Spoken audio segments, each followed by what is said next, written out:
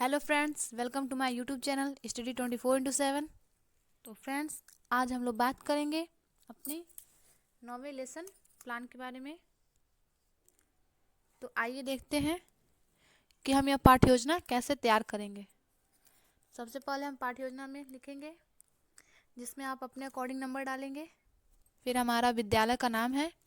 विद्यालय के नाम में आपको जहाँ आपकी टीचिंग लगी हुई है वहाँ आपको डालना है, तो आप अपने अकॉर्डिंग विद्यालय का नाम डालेंगे यहाँ पे, ठीक है। फिर आप 3 कॉलम बनाएंगे, जिसमें आप पहले दिनांक, कक्षा, विषय, प्रकरण, चक्र और अवधि लिखेंगे। तो आज का हमारा प्रकरण है इस्लाम धर्म। आज हम देखेंगे इस्लाम धर्म पे पाठ्य योजना आप कैसे बनाएंगे। तो देखिए, सबसे पहले फिर आपको सामान्य उद्देश्य लिखना है। सामान्य उद्देश्य में आप यहाँ पर पूर्वत लिखेंगे अगर आप नए हैं। तो अगर आपको पहला पाठ्य योजना बनाना है तो आप सामान्य उद्देश्य का वीडियो मेरे चैनल पर जाकर देख सकते हैं, क्योंकि पाठ्य योजना में जो सामान्य उद्देश्य होता है वह सभी में एक ही होता है। तो एक पहले पाठ्य योजना में लिखने के बाद आप पूर्वत लिख सकते हैं। फिर हम आगे बढ़ते हैं। फिर हमारा है विशिष्ट उद्देश्य। विशिष्ट उद्देश्य में आपको 3 टॉपिक मिलेंगे या 3 पॉइंट कह लीजिए। पहला है ज्ञानात्मक उद्देश्य, दूसरा बोधात्मक उद्देश्य, तीसरा है हमारा क्रियात्मक उद्देश्य। आइए अब देखते हैं कि इनके अंदर आपको क्या लिखने हैं। तो ये देखिए, पहले ज्ञानात्मक उद्देश्य। ज्ञानात्मक उद्देश्य में हमारा पहला बिंदु है विद्यार्थियों को इस्लाम धर्म के बारे में जानकारी होगी। दूसरा बिंदु, विद्यार्थी हजरत मोहम्मद के बारे में जान सकेंगे। किसके बारे में जान सकेंगे? हजरत मोहम्मद के बारे में। फिर आगे बढ़ते हैं। फिर हमारा है बोधात्मक उद्देश्य। बोधात्मक उद्देश्य में पहला बिंदु है विद्यार्थी इस्लाम धर्म के सिद्धांतों को समझ सकेंगे। दूसरा बिंदु हमारा विद्यार्थी भारत में इस्लाम धर्म के प्रचार प्रसार को समझ सकेंगे। फिर आगे हमारा तीसरा पॉइंट था क्रियात्मक उद्देश्य, जिसमें पहला बिंदु है विद्यार्थी हजरत मोहम्मद साहब के जन्म स्थान अरब की मानचित्र में दर्शा सकेंगे। को लिखा है, अरब को मानचित्र में दर्शा सकेंगे। फिर आगे देखते हैं हम सहायक सामग्री। सहायक सामग्री में आपको वो लिखना होता है जो आप कक्षा में छात्रों को चीज़ें समझाने के लिए उपयोग करते हैं। जैसे यहाँ पर देखिए, मध्यकालीन भारत का नक्शा लिया गया है, चौक, डस्टर, कक्षा, कक्षों, उपयोगी उपकरण आदि आपको यहाँ पर लिखना होता है। फिर हमारा है पूर्व ज्ञान। पूर्व ज्ञान में देखिए क्या लिखना है। तो पूर्व ज्ञान में आपको लिखना है विद्यार्थी इस्लाम धर्म के बारे में सामान्य जानकारी रखते हैं। अब हम आगे बढ़ते हैं। नेक्स्ट है हमारा प्रस्तावना प्रश्न। पाठ्य योजना बनाते समय प्रस्तावना प्रश्न अत्यंत ही महत्वपूर्ण होते हैं, ठीक है। तो इस बात का आप लोग ध्यान रखेंगे। फिर हम देखते हैं प्रस्तावना प्रश्न बनाने के लिए आपको 3 कॉलम लेने होंगे। पहला है प्रस्तावना प्रश्न, दूसरा छात्र अध्यापिका क्रिया, यदि छात्र है तो छात्र अध्यापक क्रिया, और तीसरा कॉलम में आपको लिखना है छात्र क्रिया। अब आप लिखेंगे प्रस्तावना प्रश्न, जिसमें पहला प्रश्न है हमारा बच्चों हमारे देश का क्या नाम है? तो उत्तर होगा भारत। हमारे देश का नाम भारत है। फिर हमारा दूसरा प्रश्न है भारत में किन किन धर्मों के लोग रहते हैं? तो इसका उत्तर है हिंदू, मुस्लिम, सिख, ईसाई और बौद्ध, ठीक है। प्रस्तावना प्रश्न का हमारा तीसरा प्रश्न है मुस्लिम लोग किस धर्म को मानते हैं? तो इस्लाम धर्म को मानते हैं मुस्लिम लोग, लिख देंगे। फिर हमारा चौथा प्रश्न है इस्लाम धर्म के बारे में आप क्या जानते हैं? तो यह क्या जानते हैं? तो यह छात्र नहीं जानते, इसलिए क्या है, समस्यात्मक प्रश्न है, ठीक है, जिसका स्पष्टीकरण आप देंगे। फिर आगे देखते हैं उद्देश्य कथन। उद्देश्य कथन में आपको लिखना होता है जो आप प्रकरण पढ़ा रहे हैं कि आज हम उसके बारे में पढ़ेंगे, विस्तृत अध्ययन करेंगे, उसके बारे में जानेंगे। जैसे यहाँ पर लिखा है, बच्चों आज हम लोग इस्लाम धर्म के बारे में विस्तृत अध्ययन करेंगे। फिर हमारा आगे प्रस्तुतिकरण है। प्रस्तुतिकरण में देखिए, आप यहाँ पे एक लाइन लिख सकते हैं कि पठन पाठन की दृष्टि से पाठ को एक अन्विति में विभक्त किया गया है या 2 अन्विति में विभक्त किया गया है। ठीक है। फिर आप 4 कॉलम बनाएंगे, जिसमें पहला है शिक्षण बिंदु, दूसरा है छात्रा अध्यापिका क्रिया, यदि छात्र तो छात्रा अध्यापक क्रिया, फिर हमारा है छात्र क्रिया, और चौथा है श्यामपट्ट कार्य। फिर आगे देखिए, शिक्षण बिंदु में आप लिखेंगे इस्लाम धर्म, ये देखिए। फिर आप प्रश्न कीजिए। प्रश्न है आपका इसमें विकासात्मक प्रश्न छात्रा अध्यापिका क्रिया में, इस्लाम धर्म की शुरुआत किस देश से हुई थी?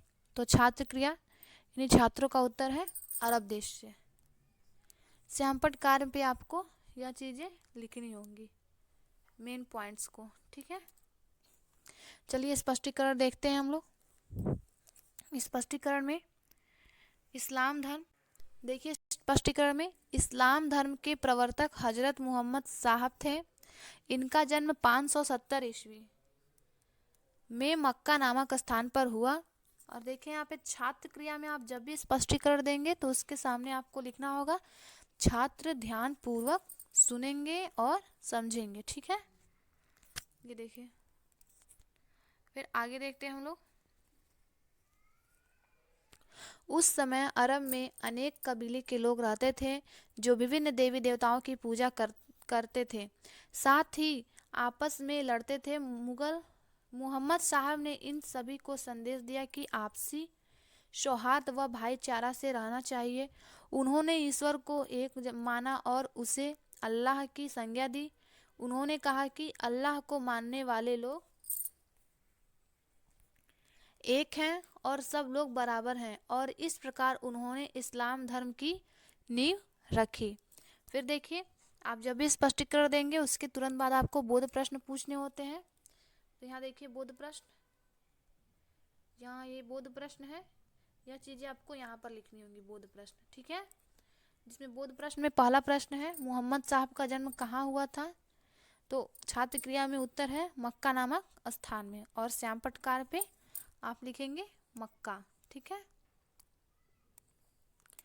जैसे आप बोध प्रश्न जो स्पष्टीकरण में आप पढ़ाए रहते हैं वही उसी में से आपको बोध प्रश्न पूछने होते हैं। फिर हमारा दूसरा प्रश्न है इस्लाम धर्म के कितने सिद्धांत हैं? तो यह क्या है? हमारा समस्यात्मक प्रश्न है, इसका स्पष्टीकरण आपको आगे देना होगा। ठीक है, ये देखिए। फिर आप लिखेंगे शिक्षण बिंदु में इस्लाम धर्म के सिद्धांत। इस्लाम धर्म के सिद्धांत में देखिए स्पष्टीकरण में आप लिखेंगे इस्लाम के 3 बुनियादी सिद्धांत हैं, समता, समानता, बंधुत्व। इस्लाम धर्म को मानने वाले लोग मानते हैं कि अल्लाह एक है और वे उसके बंदे हैं, और हजरत मोहम्मद अल्लाह के पैगाम लाने वाले पैगंबर हैं। इस्लाम धर्म का मानना है कि सभी लोग समान हैं। वे ऊंच नीच संबंधी जातिगत भेदभाव का विरोध करते हैं तथा आपसी भाईचारे की बात करते हैं। छात्र क्रिया में मैंने आपको बताया, आप लिखेंगे बच्चे ध्यान पूर्वक सुनेंगे और समझेंगे। ठीक है, यहाँ आपको श्यामपट्ट कार्य में आप लिख सकते हैं इस्लाम के 3 बुनियादी सिद्धांत, समता, समानता, बंधुत्व। ठीक है, अब हम आगे देखते हैं। देखिए यहाँ पर इसमें आपका फिर हमारा बोध प्रश्न है। बोध प्रश्न यहाँ आपको लिखना होगा बोध प्रश्न।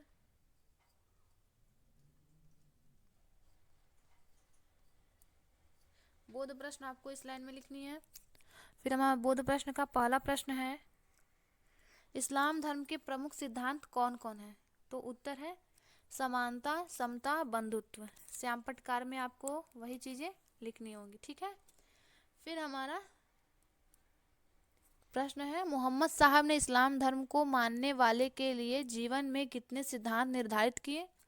तो यह हमारा समस्यात्मक प्रश्न है। फिर आपको स्पष्टीकरण देने होते। एक पाठ योजना में आप 3 से 4 स्पष्टीकरण देंगे। ठीक है, यहाँ पे ये हमारा दूसरा प्रश्न है।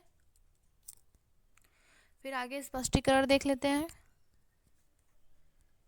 स्पष्टीकरण में आपको लिखना है, मोहम्मद साहब ने इस्लाम के अनुयायियों को जीवन में 5 प्रकार की शिक्षा दी।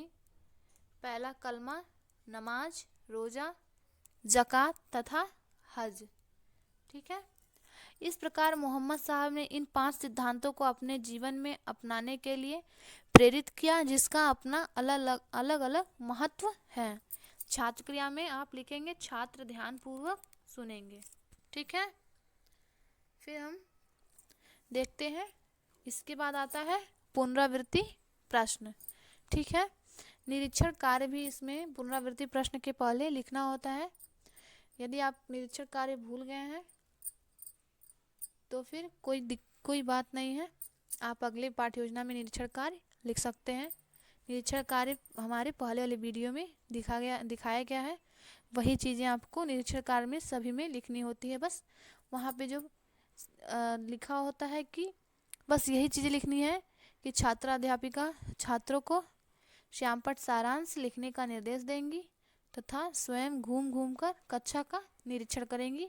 यह निरीक्षण कार्य आपको सभी पाठ योजना में एक समान ही लिखना है और यह पुनरावृत्ति प्रश्न के ठीक पहले आता है निरीक्षण कार्य। ठीक है, हमारे और वीडियो में निरीक्षण कार्य आपको लिखा हुआ मिलेगा, देख लीजिएगा आप लोग। फिर हमारा है पुनरावृत्ति प्रश्न।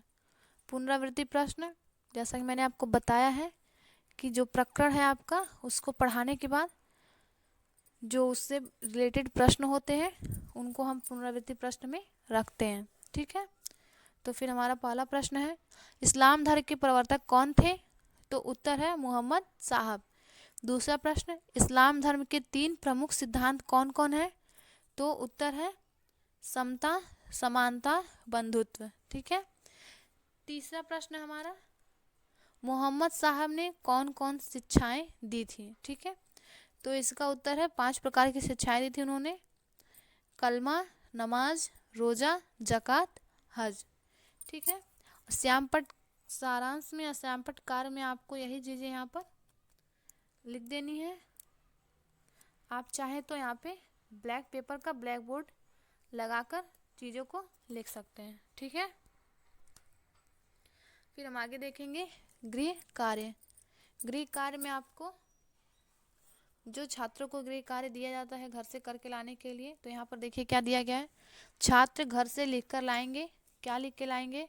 तो पहला है इस्लाम धर्म के संस्थापक कौन थे, दूसरा है मोहम्मद साहब का जन्म कब कहाँ हुआ था, फिर तीसरा है हमारा इस्लाम धर्म के 3 प्रमुख सिद्धांत कौन कौन है। नेक्स्ट आता है हमारा समीक्षा। समीक्षा आप डालकर आपको छोड़ देना है, क्योंकि समीक्षा में आपके अध्यापक द्वारा टिप्पणी की जाएगी जो आपकी फाइल को साइन करेंगे। ठीक है फ्रेंड्स, वीडियो अच्छा लगा हो तो लाइक करें, शेयर करें और ऐसे ही वीडियो पाने के लिए हमारे चैनल को सब्सक्राइब करें। Thank you friends.